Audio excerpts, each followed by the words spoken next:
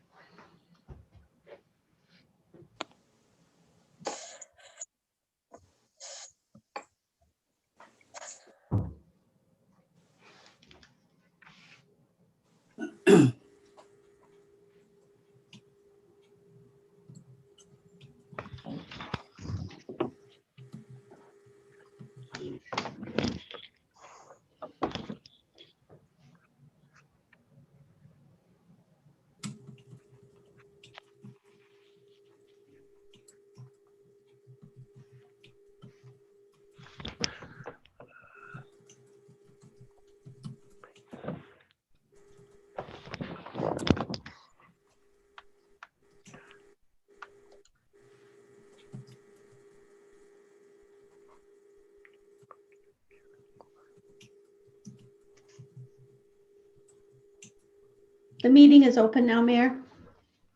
Okay.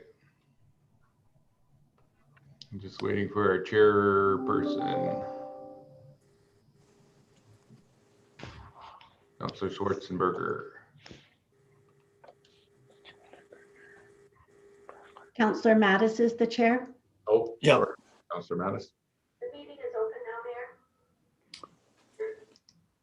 Well, I don't, I think we have a quorum, so we'll open the meeting. I'd like to open the committee of the whole meeting of the Council of the Town of Oliver, Monday, January 25th, 2021 via Zoom. Call the meeting to order. Are there any late items? I'm seeing a no, so I'll take that as a no at this No, point. there aren't. I heard that. I heard your head rattle. Could I have a motion to adopt the agenda? Moved. And seconded? Second. Thank you. Is there anyone opposed to the motion? Hearing none, the motion is, hearing no discussion and no opposition, it is carried. Adoption of prior minutes, adoption of the January 11th, 2021 Committee of the Whole Meeting minutes. The motion is that the minutes of January 11th, 2021 Committee of the Whole Meeting be adopted as circulated. So moved. Thank Second. you. And seconded. Is there any discussion? Is there anyone opposed? Those opposed to the motion say opposed. Hearing none, it's carried.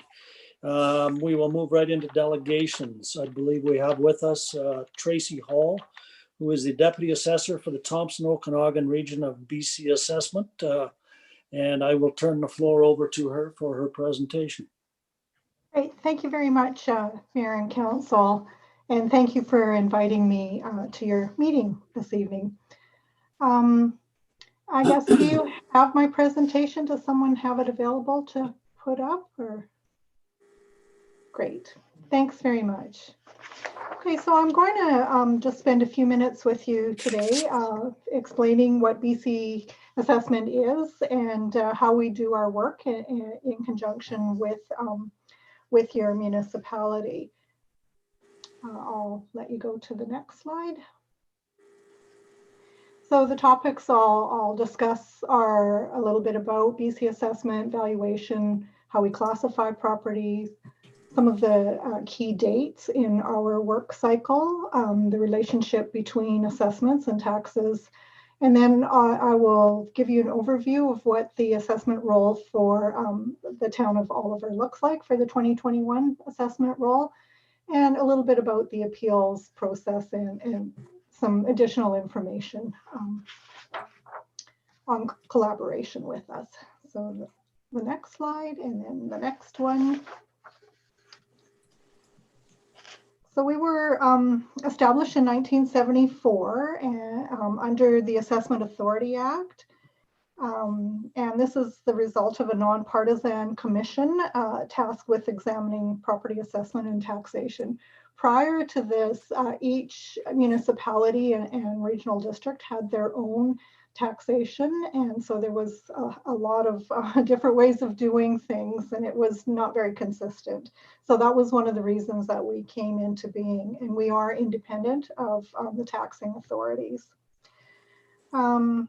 The value of all real estate on the annual provincial assessment roll provides the foundation for all the local and provincial taxing authorities to finance our communities with billions of dollars in property tax revenue each year. And you can, yep, carry on. So our product is the what we call the assessment roll, which is a list of property values identifying ownership, classification, if there's exemptions that can be applied for each property. And this represents over 2 million properties, and we have a value of over $2 trillion. It provides a stable, predictable base for the taxing authorities to raise over $8 billion each year in property taxes for all the important services that you provide. So we value different types of properties in different ways, but the basic premise for all of our methodologies is for most properties, not all, but most properties are valued at what we call market value as of the July the 1st of each year. So the assessment roll that has been distributed, like the assessment notices that have just gone out earlier this month in January, the values are reflective of last July of 2020. The exceptions to market value are what we call our legislated values, and those are for some of our like major industrial properties, things like pipelines or electrical lines, Cablevision, and those types of things are actually regulated values through government. But all our residential, commercial properties, they are based on a market value. Okay, the next slide.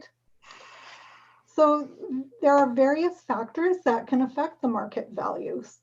Things like where the property is located. Any zoning bylaws will contribute to the value of the property. Any land characteristics, for example, whether there's a view on a property, whether it's on waterfront, those will all affect value. And then the type of building or structure that's located on the property will affect the value. And for commercial properties, we base our valuations on the income. And it's the potential income, because sometimes commercial properties, the tenants move out and they're vacant. And so we still determine the market value of those properties based on what they could be rented for. We also classify properties, and we have 9 classifications of property. The largest one by far is residential. That's about 80% of the properties throughout the province are residential. We have class 2 utilities, class 3 supportive housing, and those properties in supportive housing come to us by way of an order in council from the Lieutenant Governor. So there's not very many, but there's, there are some around the province. Major industrial is class 4. If they don't qualify for major industry, which is based on capacity, then they automatically fall into class 5 or a light industrial use. We also have, I'm just going to skip over class 6 for a minute. Class 7 is managed forest land. Class 8 is recreational and nonprofit. Class 9 is farmland. And for farms, you have to actually apply for farm class. It's not automatically given, and you have to qualify for that use. So if a property doesn't fall into any of these classes, with the exception of class 6, any of 1 to 5 or 7 to 9, they will default to class 6. And that's why we call it not only business and other, because most of our commercial properties will fall into that, but other properties may fall into that. So it's what we call our catch-all classification. The next slide, please. Our cycle is, these are, we sort of have, break out our year into quarters, more or less. And we're just starting our first quarter now with our inquiry period. So as I mentioned, property owners around the province have now received their assessment notice.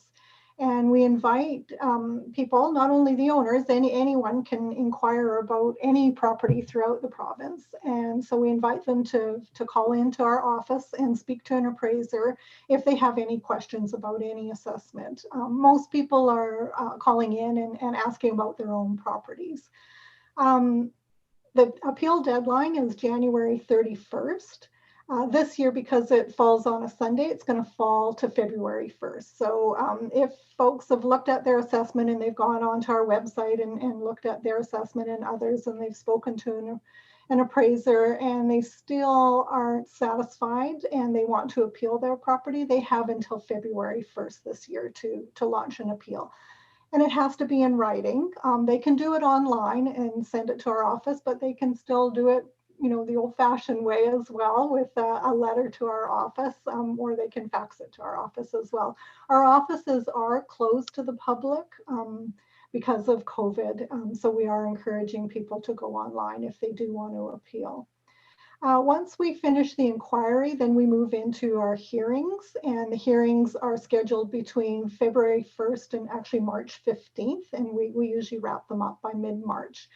And then once any changes that come as a result of those hearings will be reflected on what we call the revised roll. So the town of Oliver will receive another assessment roll in early April, and it will have all the revisions from the hearings and any changes. We also do what we call assessor recommendations, where we continually find errors even after we close the roll. So we have the ability to continue to correct those on behalf of other property owners. And sometimes we receive information from a taxing authority in terms, or LTSA, for example, subdivisions, and they may, get to us a little bit late. So we still have the ability to add them to the roll for the revised roll. Once we finish the hearings, then we start doing our project work. So the next 2 quarters is really about getting out into the field and looking at properties, getting building permits from local government that's what really alerts us to any new construction that's happening in your community. We don't look at every single property, but we do look at many. We try to look, at least drive by and look at the new houses or new condominiums, any new buildings that are just being added to the roll. We try and get out and actually physically look at them in the summertime. Oh yeah, and here, April 30th, that's the second level of appeal. So if folks have gone to PARP and they've had their hearing and it's gone through the revised roll and they're still not satisfied, they have the ability to go over and go to the second level of appeal, which is Property Assessment Appeal Board. And there is a deadline, and that is April 30th. So they'll receive their PARP hearing notice usually in the first week of April, and then the instructions would be on that notification, and they would have to submit another request in writing to the appeal board in Vancouver. And there is a fee. It's usually, I think, $30 for each folio that they appeal to the second level. And again, our valuation date is July the 1st. The last quarter of the year, if you want to go back, thank you. From October 1st to December 31st, that's where we move into what we call roll production. So we have all of our appraisers on staff working, sort of crunching the numbers, so to speak, and we're analyzing all the sales to help us determine the values for the following year. There are some key dates in this last quarter that we have to adhere to. So what we call the physical condition and permitted use. So whatever the zoning is telling us that as of October 31st is what will reflect on the assessment roll. And also the physical condition. And this is really important because if we've got a house that's being constructed and it's only partly finished, we will only reflect the condition of that construction as of Halloween. So if we say receive a permit for a new house and we get it on September 1st and we go by the property on or as close to Halloween as possible, we find that, they've only put the foundation in. They haven't even started framing. Well, we'd probably, put a nominal value for the foundation. And then the following year, when the house is finished, the full assessment would be reflected. The other key date is November 30th. So whatever, properties sell continually throughout the year. So whoever the owner is as of November 30th is who is going to be getting the assessment notice. And that's what's reflected on the roll. December 31st is the completion of the assessment roll. And that's when the notices are mailed. We can go to the next slide.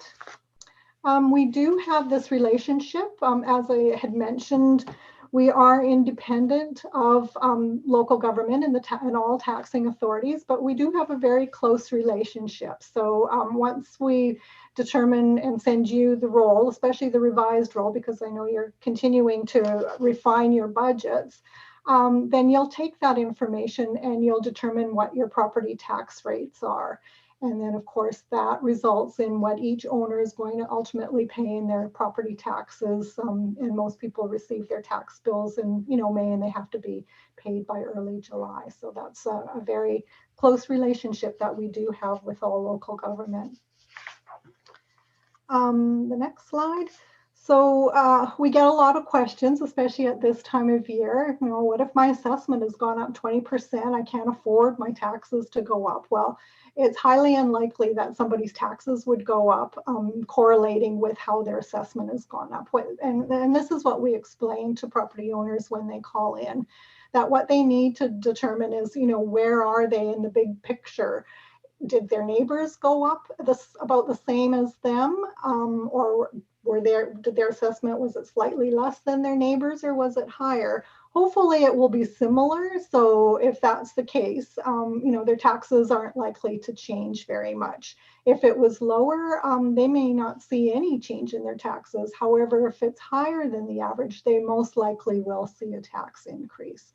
But it's not, going to be the 20% as the staff know. In the town of Oliver, they usually, most local government, sort of place increases in taxes anywhere from, 2 to 5%, depending on their budgetary needs. So that's not even close to 20%.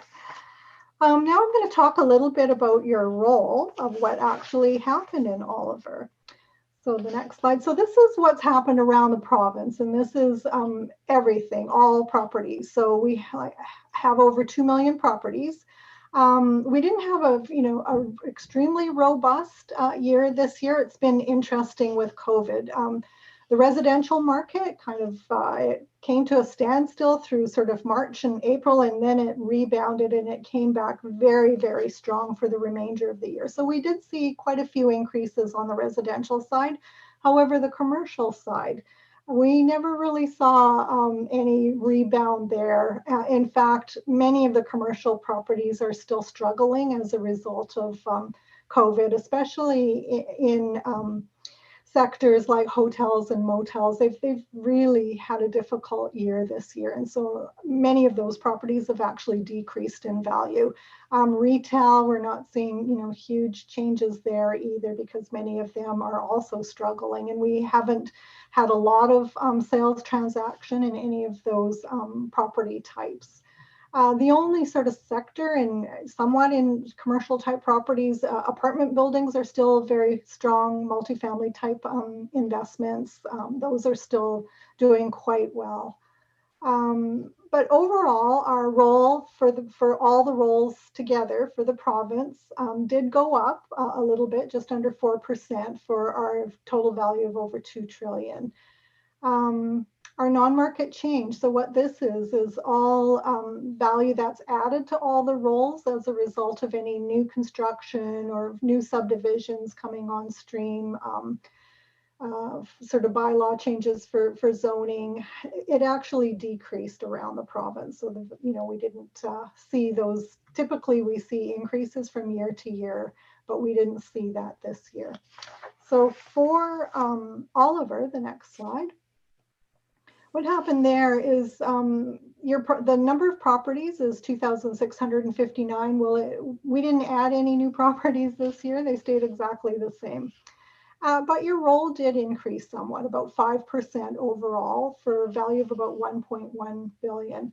but we really saw a drop in your non-market change. So that was new construction. And I'm just looking at my notes here. Yeah, what we had found is these changes to a property would be, let's see, the drop in non-market change from last year is mainly the result that there were far less condos and houses were built in 2020 compared to the past couple of years. So that's why we didn't, you still have non-market change being added to your roll of about 6.5, but previous years were, quite a bit higher than that. Each year, BC Assessment also sends notices to property owners in early December as part of our no surprises. So if property values have increased beyond the typical, not as a result of non-market change or their property class has changed, something that may impact them, we actually send those folks a letter just to, advising them that they will likely see an increase in their taxes. For these early notification letters in Oliver, there were only 10 that were sent out of 20,721 folios. So there really, there is a huge impact for very many of the property owners. The next slide. So now I can tell you a little bit about what your role looks like in terms of increases or decreases. So single family and mobile homes. There's always going to be, a handful that may go down slightly, and some may go up as high as 15% overall. Strata, same thing. We're seeing that range from -10 to +10. Commercial, it's not as robust, so we're seeing probably more drops, but there's, still a handful of properties that may go up. Industrial was a little bit stronger than the general commercial properties, and why that is we found that warehousing was very strong, and that may be partly to do with many of us being at home as a result of COVID and ordering things online. So so that's another area or sector in the industrial market where we've actually not seen significant drops in value. Rental apartments, as I'd mentioned earlier, was still quite strong this year, but we didn't see huge increases, but we didn't see any decreases as well. And accommodation, and these are our hotels and motels, and those are where we're seeing some mostly dropping, but there may be some stability or very small increases in one or two of them. Okay. A little bit about the appeal process. I sort of explained to you a little bit earlier that we're right in the middle of inquiries, and we're going to be moving into our property assessment review panels in February. So just we have one more week to receive all the appeals. Yeah, so the deadline I mentioned, February 1st, hearings from February 2nd to March 15th, and then the second level of appeal, Property Assessment Appeal Board, there's a deadline of April 30th, and there is a fee for that. The next slide is just a little bit of insight as to the number of properties that do get appealed every year, both on the provincial roll, just again, collectively of everybody and what's happened in Oliver. So yeah, the 5-year provincial average is 1.32%. So we actually pride ourselves that we have very low appeal rates in our province. And this has been going on since 1974. We've been, managing to keep, most of the appeals under 2%. So that's a very strong indication to us that most people are satisfied with the job that we do and with the assessments overall, and it creates a lot of stability for the local governments in setting your budgets as well. So this is actually a good thing. Oliver, you can see, we've had a little bit higher than the provincial sort of level in 2016, but then the next year it was a little bit lower. 2018, it was just slightly higher. And then the last 2 years, it's been lower than the provincial average. So we haven't had, lots and lots of appeals there. Just one other side remark, PARP, because of COVID, this is the first year that we're going to have all of our hearings done by teleconference. Prior to this, we actually had in-person hearings, so we would travel to various communities around the province And, the appellants and customers would also travel to these hearings. So now this will be the first year that they'll be able to call in by telephone. That's pretty much almost the end of my presentation. Just a little bit about information sharing. So we've been asking many of our local governments to try and provide us like the building permit and any other information through what we call Citrix Share file. So that's been very helpful in us collecting information from local government this past year. And the last slide is just a little bit about some of the resources. We have a very robust public website, and I encourage you, if you haven't been there already, to go in and have a look at it. You can search. This assessment search especially is very valuable. We get a lot of positive sort of comments from the public that they're able to look at their assessments as well as their neighbors. So it's a great tool. Now, if there is time and if anyone has any questions, I would be happy to try and answer anything that you might have. Thank you very much for that, Tracy. I appreciate the information. I have used your website many times and have been through the appeal process on several occasions, and it works quite well. I don't have access to see if there are any hands raised, so I'm going to have to turn it over to someone that does have access to that. I don't see anyone's hands up, Chairperson Mattis. Okay, obviously everyone is very pleased with the presentation, Tracy, and I thank you very much for that. Well, thank you for giving me the opportunity. And of course, if anyone thinks of anything after the fact, Kathy has my email, so you can always send me your questions by email. I'm happy to answer them if you think of something afterwards. So I will sign off now and enjoy the rest of your meeting. Thank you. Thank you very much. Bye now. Okay, moving on to the next item, we have the Grow Oliver 2020 summary report. We have a verbal report from the Director of Development Services, and we also have Ms. Blaschko from the Grow Oliver Coordinator, South Okanagan Chamber of Commerce. So I will turn this over to the Director of Development Services at this point. Thank you, Chair Mattis. All right, I'll be touching on the Grow Oliver, the 2020 summary report. So we have Denise Blaschko from the Chamber of Commerce, who is our Grow Oliver Coordinator. Also, we have Greg Soul, who is the President of the Chamber. They're on the Zoom call, so they can touch on the successes of the implementation of Grow Oliver thus far, and the outlook moving forward, and any budget implications as well. So just some of the two major successes are the Buy Local campaign and the Business Seed Package. And with that, I'll let Denise touch on the work she's been doing thus far that we really appreciate. Go ahead, Denise. Hello, everybody. So yeah, just sort of a summary of what happened. We started, of course, early to mid-September and just really got going right off the hop for sure. And first of all, meeting with Randy and Kathy and doing outreach was sort of the big thing to touch base with everybody. We had the magnets that you guys had made as well as the bingo cards. So we took some time to get those out there and introduce everybody as myself as the Grow Oliver Coordinator and to share what some of the projects that you are working on. And of course, there was a mix from people not knowing there was a Grow Oliver program to some other people that knew about it and being able to have good conversations with them about some of the projects that they had given input on. We did that to start out, and I think that was very well received. Everyone said, we have busy lives. We don't always see the emails or some of them aren't on social media, and if they don't see it in the papers.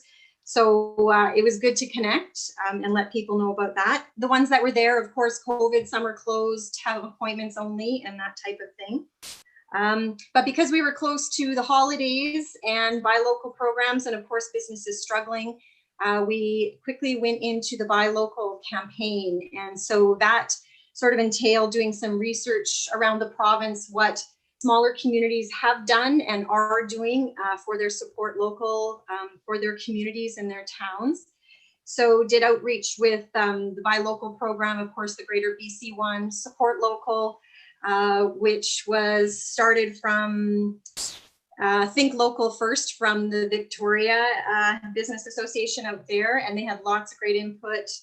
Of course, Love Local up north Prince George, Fort Nelson, all those ones really gave some good insight on what works in small communities for this.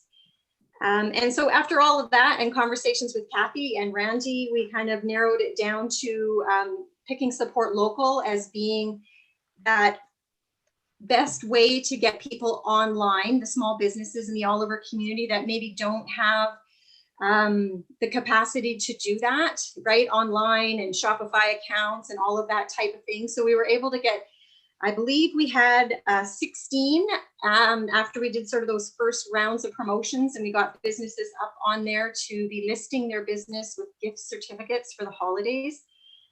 So we did promotion around that. And then because we don't have all the statistics specifically for Oliver about, you know, if people shop here, the economic impact is. So we tagged on the BC Buy Local program, that's the pink one, and they're very well stocked with statistics for the province.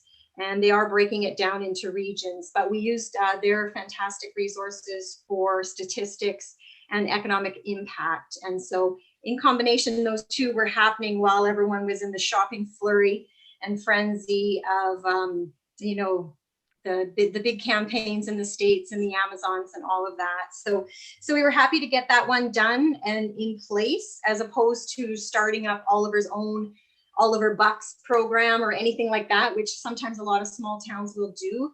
But then that becomes a financial liability and a big administrative task for somebody to manage a financial program like that in small towns. So it was nice to just give Support Local, the businesses, actually the businesses signed up themselves online and off they went. You know, that was kind of our part. And then we really promoted it locally and got people excited and aware of the program. So that was great. Of course, it needs more, right? People are still thinking about whether they should do it and checking out the first adopters to see if it's something they want to do.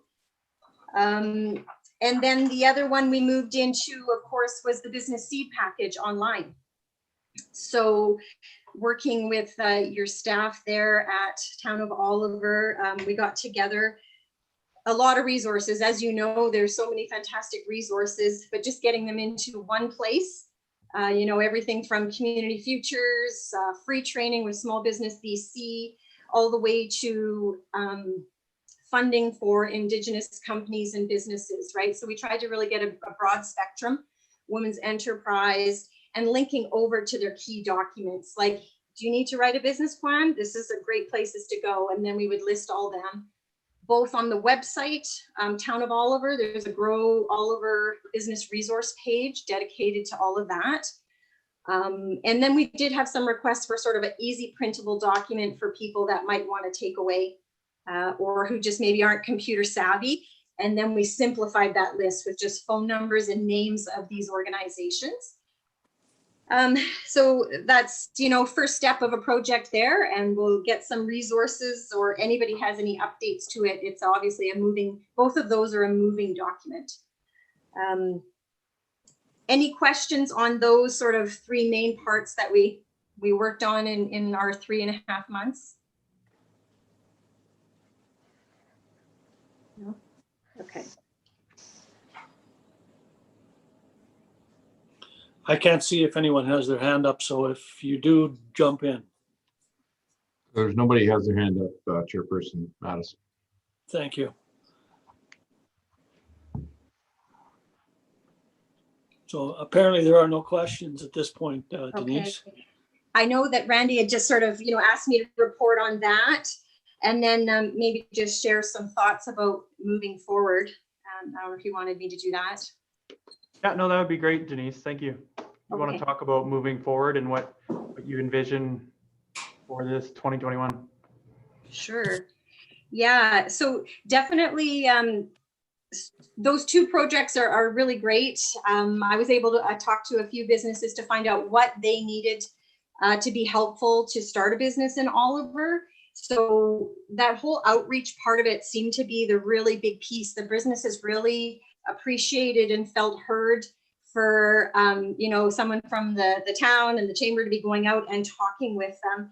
So certainly when I look at those two projects and I was writing the report, it's like it's the first phase of those projects, right? It's just the foundation of those two projects. You know, a buy local, support local campaign is year round. And even the organizations that I talked to, like BC Buy Local and Support Local, they said like it takes years to really get, you know, certainly people to change their buying habits.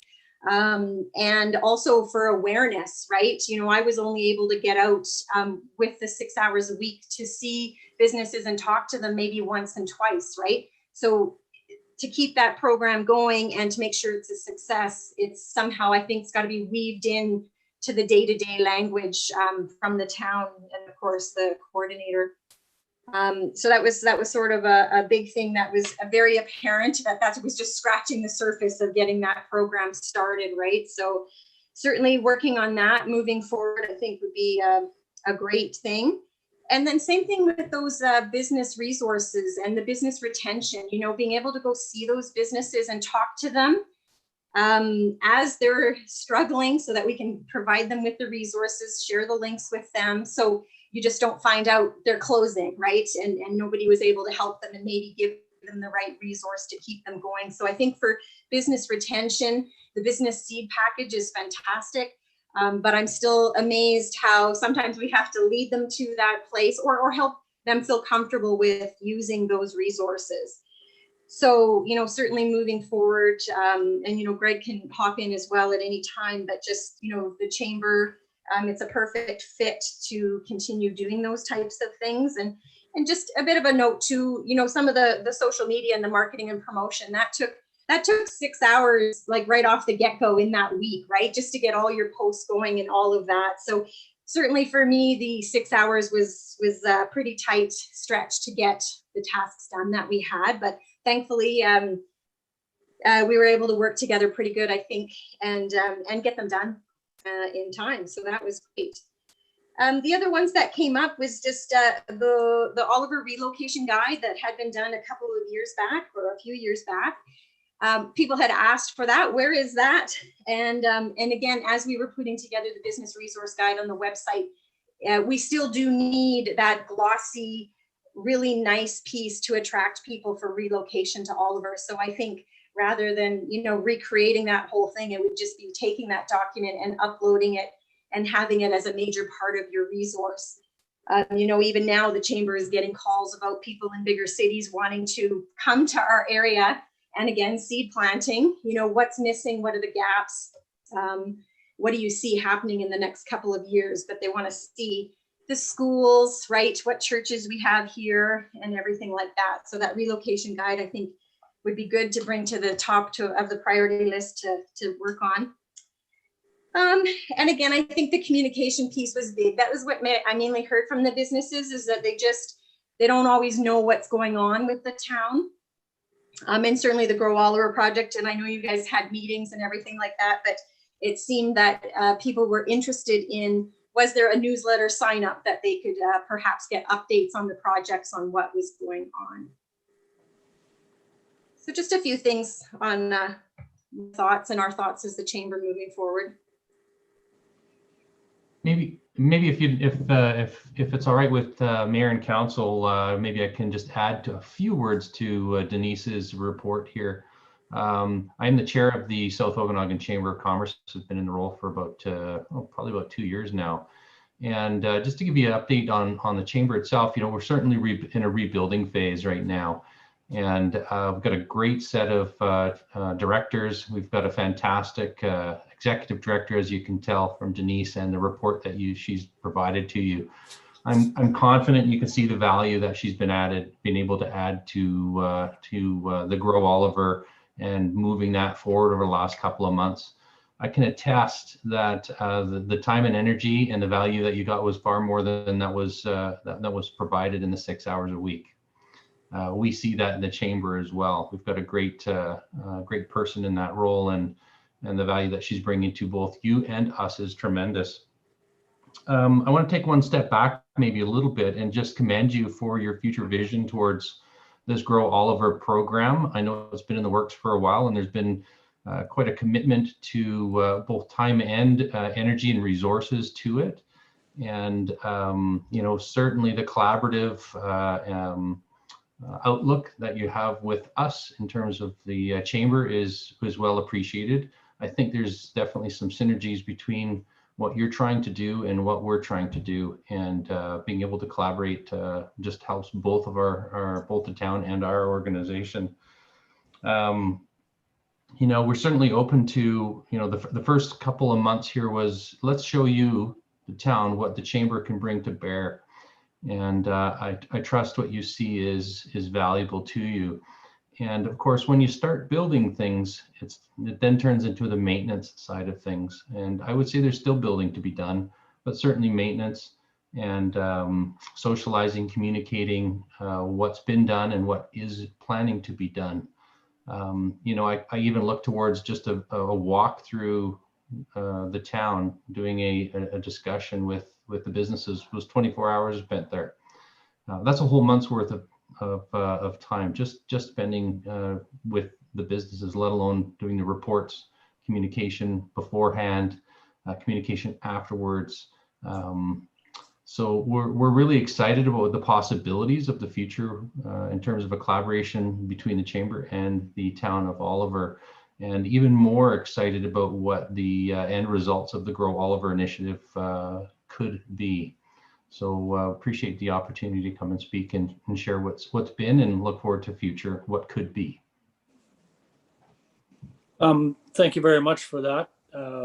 Appreciate it. I see that Councillor Grice has a question or two, and then I also have a question. Go ahead, Councillor Grice. Thank you, Chair Mattis, and thanks to Denise and Greg. You know, as Greg mentioned, there's a lot of work that went into this plan, so it's great to see that there's some actions happening with the plan and some really good suggestions about how to move forward. I know that once COVID happened, there was a recovery and rebuild sort of component built into that plan. So that being said, I know it was mentioned a couple times that the 6 hours a week is a bit difficult to work within. So I'm wondering if there's an ask there, and if you're looking for more hours, and if that's the case, if there is room in the COVID-19, I can't remember what the name of that funding stream was that we received, but if there's room within that funding, or if this would fall within that to maybe add a few more hours to this project, at least in the interim. Thank you.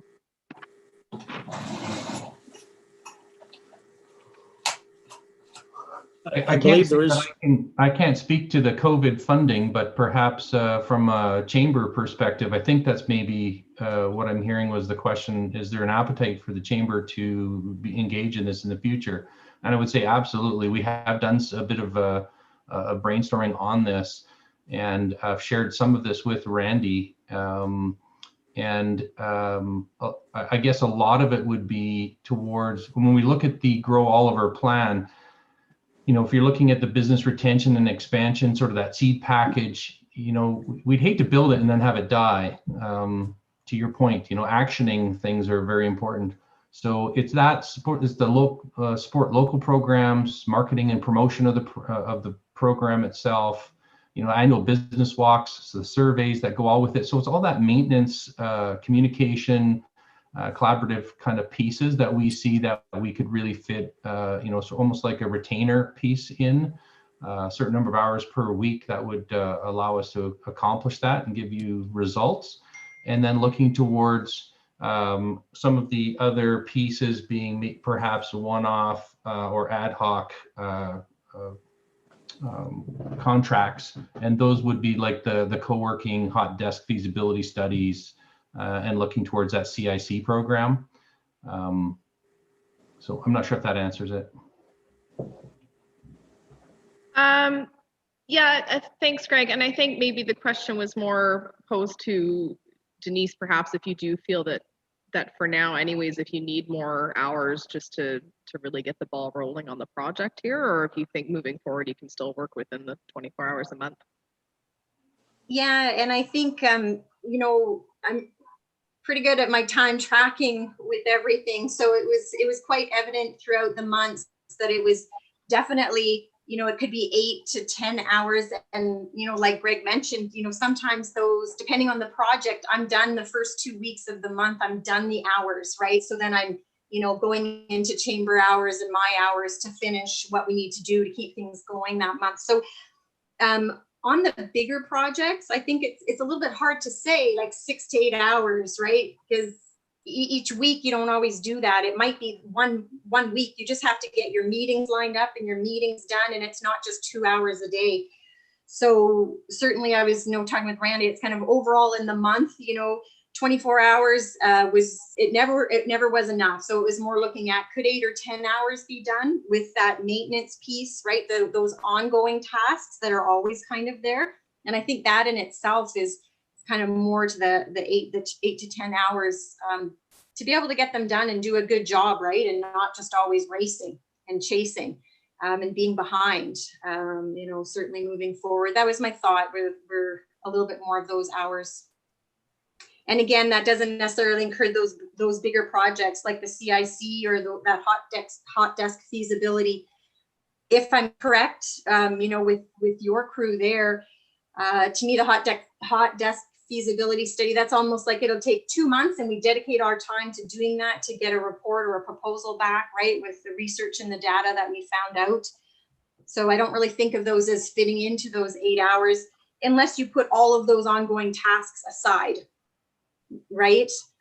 And just kind of focus on a project at hand, which is what happened in this time, right? You know, we tried to do some marketing and outreach and a few things like that, but because, you know, you can't get that done in the 6 hours, I stopped almost fully and had to do the buy local program, right, to get it done, because we had timelines of Christmas and Plaid Friday and Small Business Saturday. We had tight timelines, so everything else had to stop, and it was just that. Right. And then we move into the seed package, and, you know, just got her done in time. So again, everything else had to stop, and it was just the seed package that we focused on with Randy and the team to get that one done. So. Thanks, Denise. So if I may then, through the chair to the CAO, so if council were to look at increasing hours for the project, would we be able to look at the COVID-19 restart funding as a source for income? Through the chair to Councillor Grice, yes, that is one of the items that was identified, economic development, as one of the items that could be, this funding could go towards. And given that our document does have the COVID-19 information in it, and it does address trying to deal with COVID-19, that it could be used for those funds. Thank you. So I would just suggest then to Denise that if you do feel there's a need for more hours, just to make an ask so that we can take a look at that as a council. Thank you. That's all for me. We're running short of time here, but Councillor Ventimiglia. Thank you, Chair. I'll be quick. I think that just, well, thank you to Denise and to Greg for your presentation and for your work as well. I think just what was described demonstrates that more hours, sort of monthly or like a larger allotment is needed, because those ongoing tasks that were all described are so important and can't be just put aside in the longer run, can't just be put aside for all of these short-term projects. So I think, as mentioned, the plan has huge potential. I'm excited to hear what has happened and sort of what is in the plan for the future. And the business retention piece is the one that I just wanted to touch on. I think that's key. So as Denise mentioned, you know, like catching people maybe that are struggling before things go too far, and providing them the help or pointing them in the direction where the help exists. Small business people, as we all know, are very busy. They're often, you know, they're their own stock person, they're shipping and receiving, their customer service. Sometimes they're their own bookkeeper, their custodian. So to have somebody on behalf of the town of Oliver, you know, show up on the doorstep and bring resources or point them in the right direction, I think that's a great idea. I think that shows that we're doing something different, that we're being innovative, and it sets us apart from other communities in the valley and other communities of our size. You know, word gets around when people are looking where to set up shop. we might start rising to the top as someone who really cares about their business community. So I just wanted to say that the business walks, I was fortunate to participate in those with the chamber like 3 or 4 years ago when they were done in Oliver and Osoyoos. That was something that was pointed out in the report there as something that might be nice to try. I think they were great. And I think that all of us on council would benefit from going on those if they were, staggered maybe twice yearly. And then my question was going to be about the relocation guide. Who currently does the relocation guide? Anybody know who did the most recent one? Kathy's It's Oliver Tourism, isn't it? Chair Mattis? I have no idea. The relocation guide that we're talking to is the one that we developed here through us. I do believe it's the Was one. it done through Oliver Tourism Association? No, this one was done, when I was the corporate officer, because I'm the one that worked on it, and we had it designed through, we actually did it ourselves. And it's just a quick overview of the services we have in our community, the churches, and it's not as large as the relocation guide from the OTA, or I think the other one was done through the paper, Times Chronicle. Okay, yeah, that's kind of what I was thinking, that there was a couple, and then I think maybe the Tourism Association was the one that did it last. Regardless, wherever it is and whoever does that, I just wouldn't want to see us doubling up on that. So basically just putting all of our efforts into one basket and then making that as big and beautiful as it can be. And I totally agree, showcasing it on the website. Those are my comments. Thank you. Thank you very much, Councillor Ventimiglia. For myself, I would be also interested in knowing what the initiatives of the chamber themselves, what are they undertaking? I heard Councillor Ventimiglia say that she did walkabouts with the chamber a few years ago, and I'm wondering if the chamber is still doing those, or now that we're funding them, that they no longer do them. I'm just, I'd like a more full report from the chamber about what they do and what we're funding, and in terms of this whole process. Is this done off the side of the desk? Is Denise's job 40 hours a week and we're getting an extra 6 hours? Is her job half-time? I'm not sure how this is all coming together for myself, and I'm really interested in what is the chamber doing, because I'm not sure whether it should be a solo effort on the part of the town. And I'll just leave my comments at that. I see we're going to run short of time here really quick. Councillor Schwarzenberg. Thank you, Mr. Chair. I'll be really quick. I was just going to say that I think as far as the relocation guide goes, that kind of overlaps with some of the things that Oliver Tourism is doing.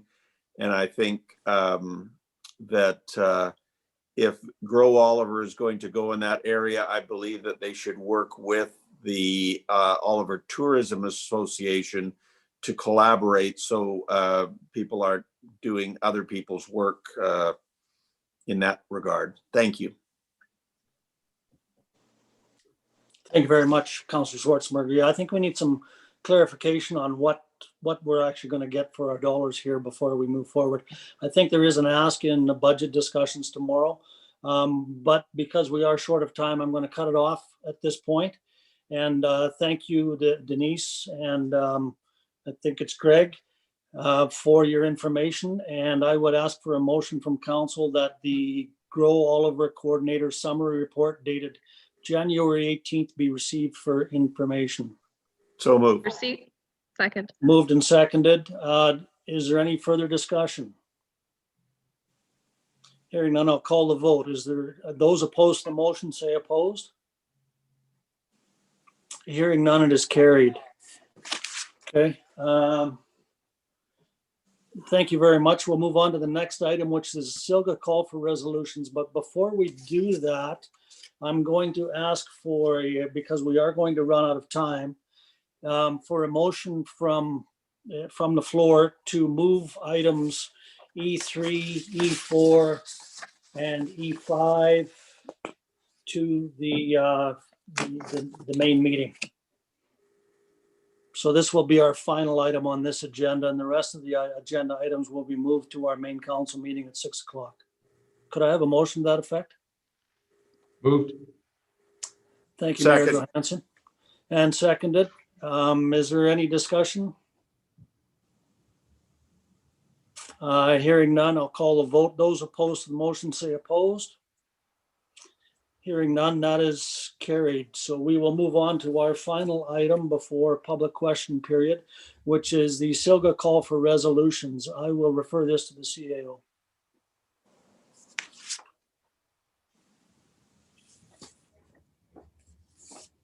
Sorry, I keep thinking I can touch my screen with my hand, and I can't. Thank you, Chair Mattis. We did put this on from the last meeting for council to have some discussions around if there was any items that they felt might want to be put forward to Silga. The mayor has suggested something around the primary care network, and perhaps I will pass it over to him to give a little blurb on the proposed motion that has been put on the chamber, on the agenda. Sure, thanks, CAO. So I guess about late 2019 or no, early 2019, they started an Oliver Asuyas PCN advisory committee. I think Petra or Councillor Ventimiglia became involved in that later on in 2019 once the plan was established and the committee had endorsed the plan, and then that plan had to go to the ministry to get finalized, and that plan was called the PCN growth plan. And as part of that plan, you look at people who are unattached and how many doctors you need here, and there's some other positions called allied health professionals that are also included in that plan. And if the plan gets approved, then those allied health professionals are funded by the Ministry of Health. I think they actually end up working for Interior Health at the end of the day. But the long-term goal of the plan is that those allied health workers will take up and work with local doctors in the Oliver Asuyas area. One of the challenges, and when they do that, it becomes team-based healthcare, where you've got doctors and these allied health workers working together. The challenge with that is there isn't any room here for those allied health workers to move in with local doctors. And that's where the plan seems to have a challenge. In some communities, it may not be as big an issue, but down here, it is more of an issue. And there's no funding or very little funding to create space for those allied health workers and the doctors to work together. And the whole premise of the PCN is team-based healthcare, which is what doctors want these days. The ministry wants as well. But the problem is there's no funding to create these primary care teams or these primary care clinics in communities. So we need to get in discussions with the Ministry of Health that they need to follow up with some additional funding for those communities that have had their PCN growth plans approved, and now you've got these positions, and now you need a place to house them. So that's what this motion is about. I know that there can be some more wordsmithing going on with the divisions of family practice who are involved in that very well. They're the ones that are managing the primary care network planning and coming and establishing these growth plans. So that's what the motion is to get this in front of the ministry and say, this is a great idea. Everybody seems to like it, but we need to be able to fund the clinics where these teams are going to be set up, especially in rural communities. Thank you, Mayor Johansson. I see Councillor Grice has her hand up.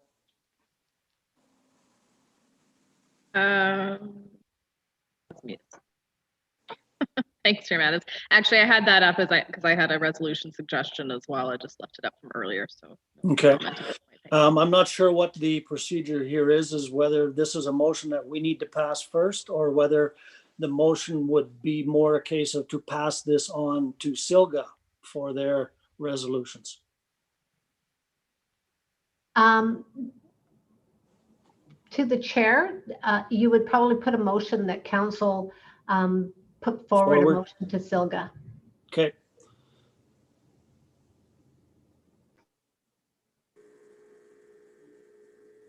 You might make that plural because it sounds like Councillor Grice has one as well, following motions for the Silga annual general meeting.